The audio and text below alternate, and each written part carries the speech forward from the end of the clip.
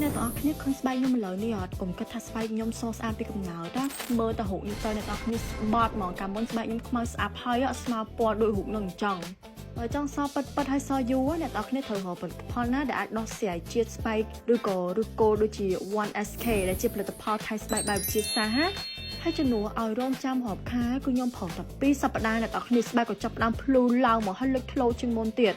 ហើយនៅក្នុងហ្នឹងគឺមានសារធាតុសំខាន់3មុខអ្នកនរគ្នាគឺនីសេណាម៉េតអាប៊ូទីនហើយនិងវីតាមីន C ដែលជួយទប់ស្កាត់មេឡានីនណានិងបំភ្លឺឲ្យស្បែកសជាងមុនពីខាងក្នុងហ្មងចឹងទូអ្នកនរគ្នាងូតទឹកហើយក៏ស្បែកនៅតែសភ្លឺដែរមានសុខភាពល្អហើយទន់រលោងហើយមិនងាយត្រឡប់មកស្អាតវិញទេហើយអ្វីដែលខ្ញុំចូលចិត្តបំផុតគឺវាសលឿនតែសុខភាពទេដោយសារតែវាមានសារធាតុចម្រាញ់ពីកាតេឡាហើយជាមួយនឹង aloe vera វាជួយផ្ដល់សំណើមហើយស្ដារស្បែកយើងចង់ទៅលាបទៅដល់ណាទៅចាក់ស្រួលដល់នឹងទន់ស្បែកមកអ្នកនរគ្នាមើលស្បែកខ្ញុំឥឡូវអ្នកនរគ្នាភាពនឹងមុនណាអ្នកនរគ្នាក៏យល់ហើយថាហេតុអីខ្ញុំឆ្លាញ់ 1SK ខ្លាំងហ្មងអញ្ចឹងណាមែនតើណាអ្នកនរគ្នាកុំបន្ទោសថាខ្លួនឯងស្បែកខ្មៅពីកំណើតទៀតអីសំខាន់គឺយើងជ្រើសរើសផលិតផលទេ